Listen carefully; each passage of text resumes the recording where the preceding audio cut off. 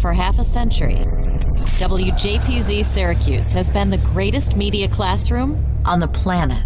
We've trained students from the 1970s to the 2020s on how to run a professional radio station. But the lessons learned and relationships formed go far beyond studios and transmitters. Taking a look back through the eyes of those who experienced it. This is WJPZ at 50. Welcome to WJPZ at 50. I'm John Jagay. I'm really excited to talk to today's guest. You may know him for a number of reasons. You may know him as a past president of the Alumni Association. You may know him as really the driving force behind our Hall of Fame. You may know him as being to the secondary ticket market what Matthew Berry is to the fantasy football world. You might know him as the guy who in March of 2020 said, "Hey, are you sure this banquet's a good idea? This COVID thing might be kind of serious." And I'm really happy to welcome him in as a 2023 inductee to the Hall of Fame. Very well deserved. And you would have been in sooner had you not been running the darn thing. Scott Meach, welcome to the podcast. Arguably, thanks, Jag. It's awesome to be here. Thanks for doing this. This is an awesome series we've put together. Well, thank you. I appreciate that. And it's really been a labor of love getting people to talk about their time, their fond memories at the station, which is kind of where I want to start with you. You may know Scott for all the things that I've mentioned, but I think something that not a lot of folks know about is really how instrumental he was in keeping the station together late 80s, early 90s, when the station was going through some really difficult times. And I don't think you get enough credit for that. There are a number of folks who have really saved the station over the years, but you were right at the top of the list. So let's start there, how you sort of came into the station, what you came into, and what you were up against while you were there. Well, I'll start with a line that I use often, which is I came to Syracuse for WAER, but I keep coming back for WJPZ. I like that. When I got to campus, I wanted to do sports broadcasting. And within my first days and weeks on campus, I got involved with WJPZ and instantly just fell in love with the electricity there, just the energy. And in my freshman year, there was lots of turmoil. And I don't know that it was necessarily atypical. You know, throughout the generations, there's been lots of that. And the staff at the time has always figured out ways to handle it and get through it. But in this particular case, the general manager was Mark Bokoff and the station manager was Rusty Burrell, and they severed ties with the student government. There was racial tension with the format and on campus.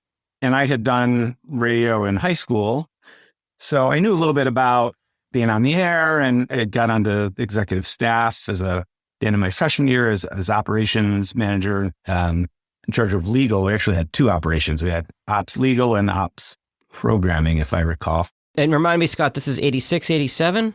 The fall of 86, spring of 87. Okay. So I got on executive staff. And then by my sophomore year, early in my sophomore year, the turmoil, the churn continued, and a general manager stepped down, and I stepped in and then lost the reelection bid.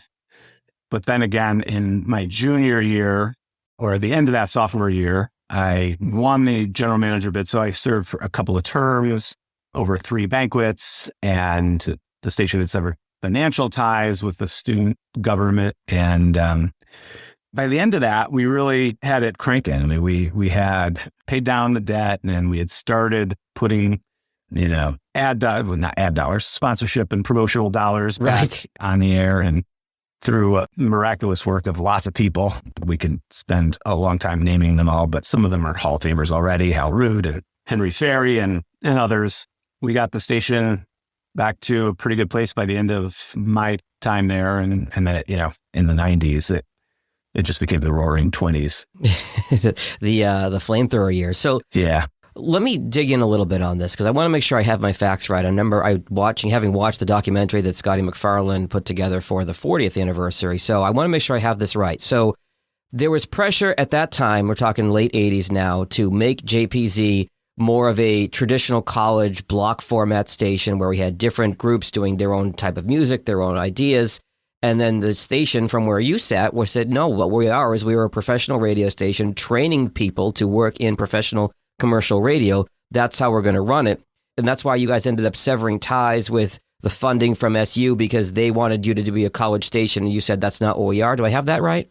Yeah, you do. The bylaws were written to be a contemporary hit radio station, but the implementation at the time was this Future Hits Radio, which sounded a little bit more, I suppose some might have heard that as being a little bit more collegiate, a little bit more progressive of a sound. So it converted to Power Hits Z89, a more true, straight top 40. Carl Weinstein, who was inducted into the Hall of Fame a few years ago, and others had a lot to do with the conversion to a true, tight top 40 station. Mm-hmm.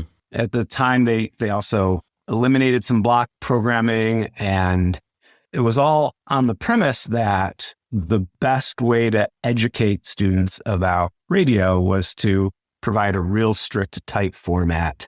So that happened before I arrived in that freshman year. Okay. But that's what led to some of that tension. And one side of the argument was, if you're drawing money from the Student Government Association, we should have some input into the sound of the station. And the station's argument was, you contribute money to lots of different student groups and don't seek to control their programming. So why should we be any different? The student government had a seat on our board of directors, as did the graduate student organization. So they severed the financial ties, and there were growing pains from that. In the last couple of years, we made a real concerted effort to increase involvement with the student body. We also added an at-large student seat to the board. Mm-hmm. We involved the student body in developing the station logo. We tried to be really inclusive in those ways and welcoming as many different types of people as we could to the station and having as much diversity there as we could. And I think we achieved some success. In other episodes of this podcast, we're certainly talking about the formatting and the programming side of things. But where I'm talking to you today, you had the experience on the GM side of things, on, as Dr. Rick would say, the coin side of things. Mm-hmm. Talk to me about how you were able to keep the station going and how you were able to find revenue that wasn't coming from the university. People preceded me that had developmental experience. And so we were running spots prior to me taking over as GM. Mm-hmm. And so there was sort of a template for what needed to be done. And there were some talented people doing that. Jonathan Brieger comes to mind, and some others. I and the people who followed them learned enough.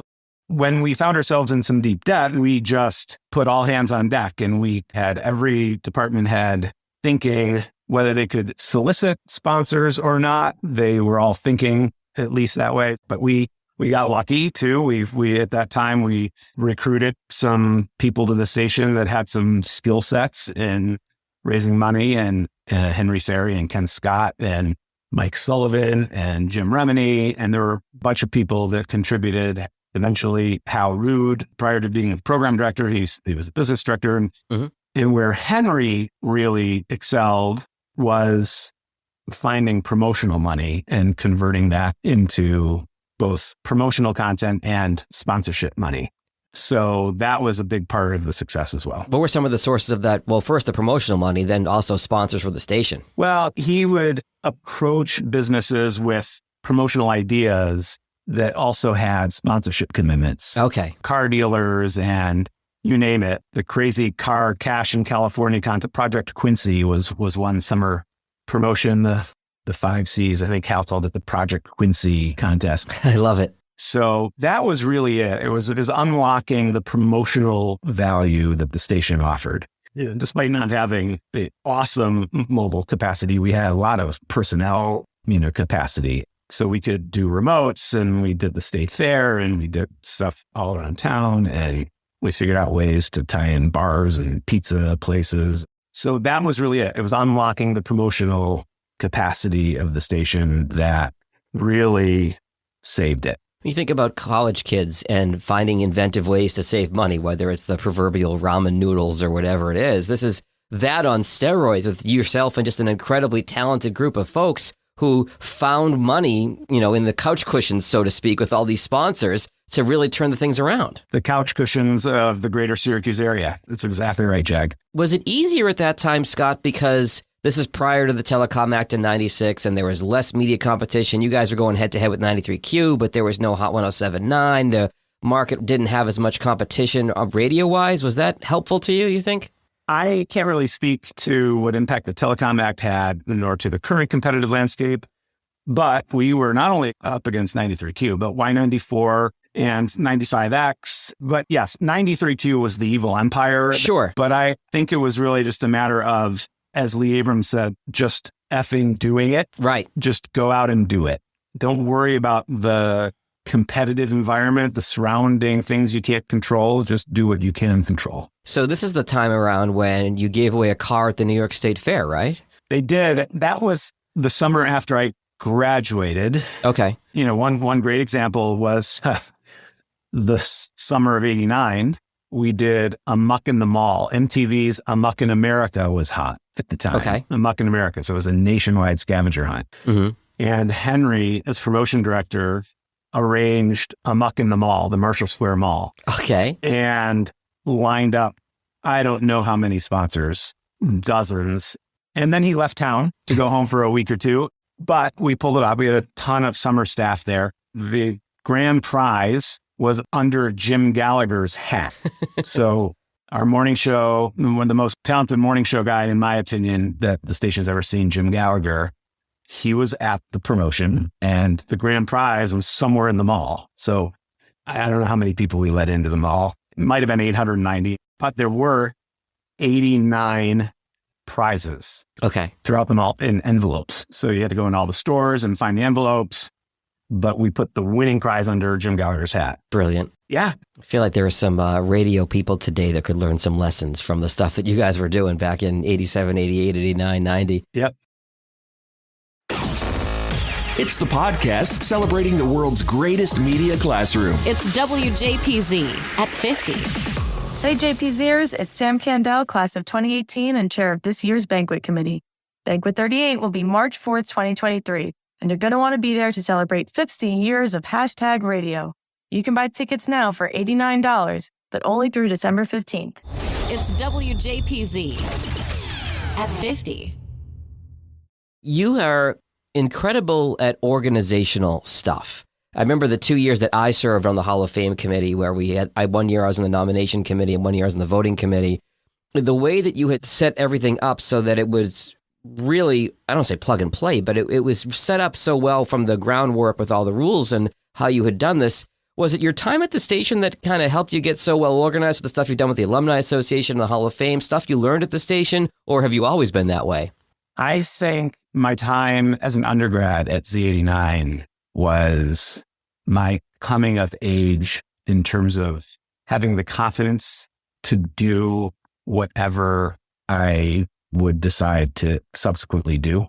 And I got a little bit of that from a radio sense in high school, but in terms of applying that more largely, I think navigating college, navigating Z89 specifically is where I gained the confidence to be able to tackle a challenge. So where I got the organizational capacity, I'm not sure. Somewhere along the way, I became pretty adept at managing spreadsheets and databases and thinking in that way. So thank you for the compliment. Serving as the president after Kelly Foster had done such a great job with prior to.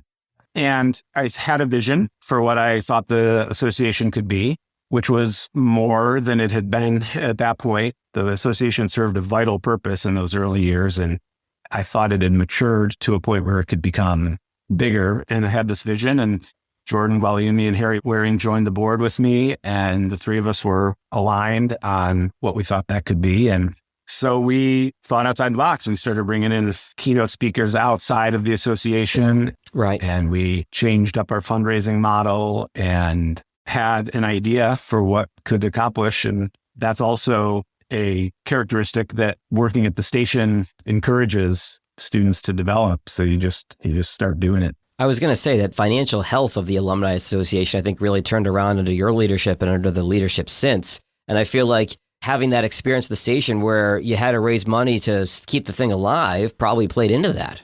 I think so. I saw so much passion from alumni when I decided to step into the president's role, I knew that the passion was there, but we had $5,000 in the bank after 15 years. Right. And it just seemed like we could do more. And we had to work hard to change the fundraising model. I mean, Jordan and I spent hours, personally writing appeal letters and signing and mailing. And Harry and I worked hours on reconstructing the communications model. And we swung big with keynote requests and succeeded. I couldn't believe when Lee Abrams and Erica Farber started saying, yes, sure, I'll come. And they paid for themselves to come. I was really? And Erica came back a second time. Yeah.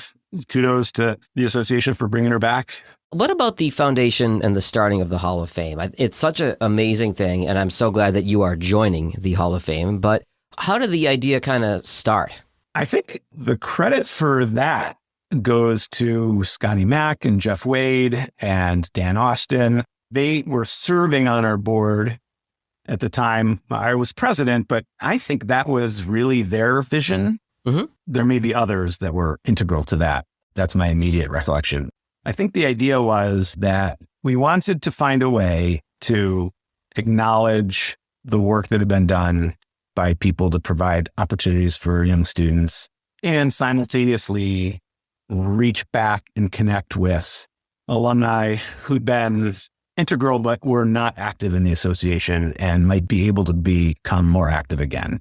There was a period where there were a lot of alumni from the 70s and even the 80s that were not involved, possibly just because if we didn't have them on an email list, how would they know? There was no social media. Right. So it just was a matter of reaching back out, but having some sort of a hook to reach back out to them with. And so the Hall of Fame helped with that a lot. It brought some people back to the banquet. More importantly and more broadly, it helped sort of reconnect the station with its founders.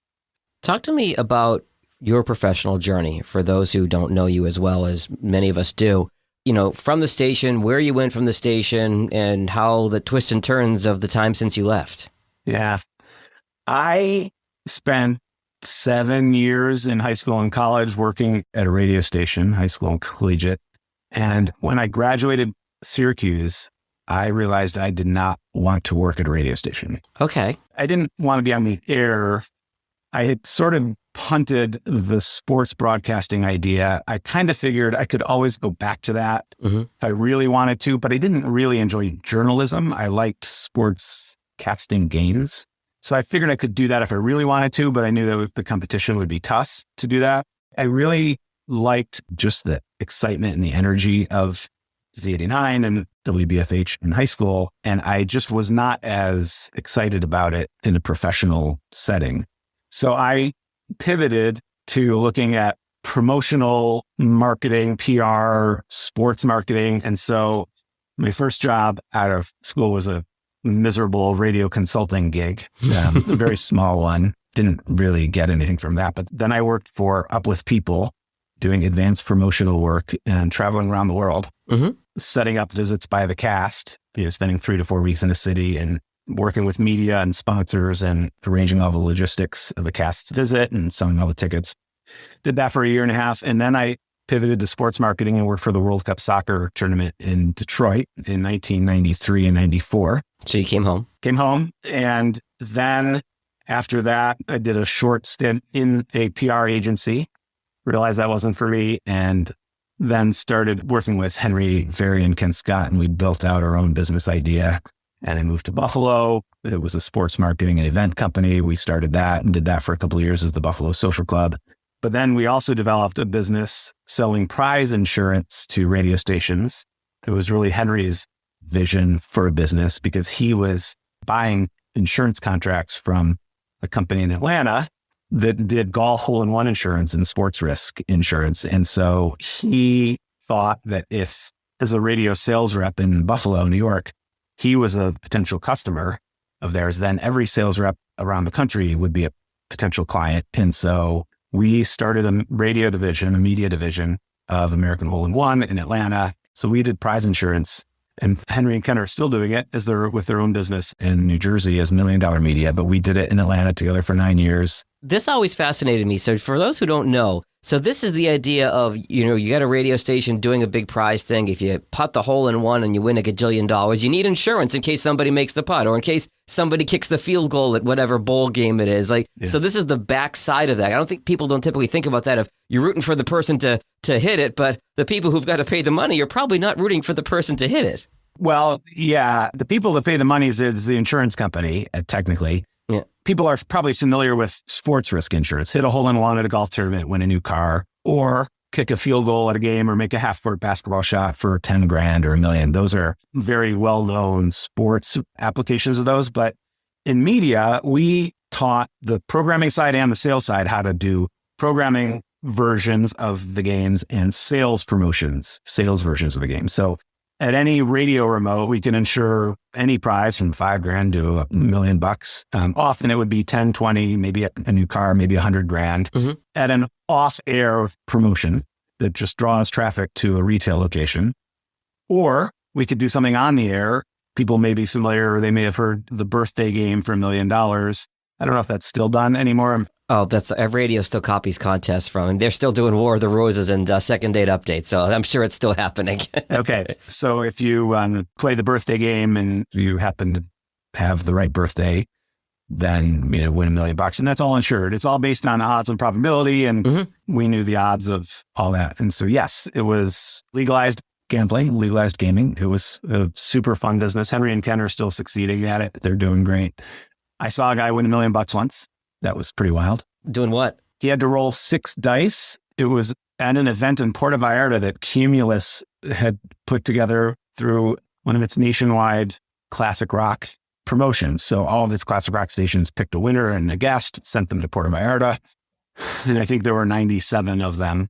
So in 97 people times 2, because they each had a guest that got to roll the dice. There were 6 dice that spelled Mexico. And the odds of all those coming up on one roll, if I remember it right, I think I do 279,936 to 1. And somebody hit it. And somebody hit it on like the 80th roll for something. Oh my gosh. Yeah. That was wild. That was the only time I saw somebody win $1 million. I saw somebody win 50 grand also once. Those radio promos are always wild. I remember when I first got to Detroit, we gave away a car and we were Channel 955, so we did 95 keys. The first key started the car. The first person. And we're like, oh, we're expecting that. Thanks for coming out, other 94 people. Great. Yeah. But it sounds like a guaranteed giveaway. So all 95 got a key. And yeah, so that wasn't an insurance thing because somebody was going home with the car, courtesy of the dealer. Yeah, okay. Yeah. All right, so after American Hole in One. Yeah, well, while I was working there, I volunteered for the Peach Bowl committee here in Atlanta, where I still live. And I volunteered on their ticket sales campaign.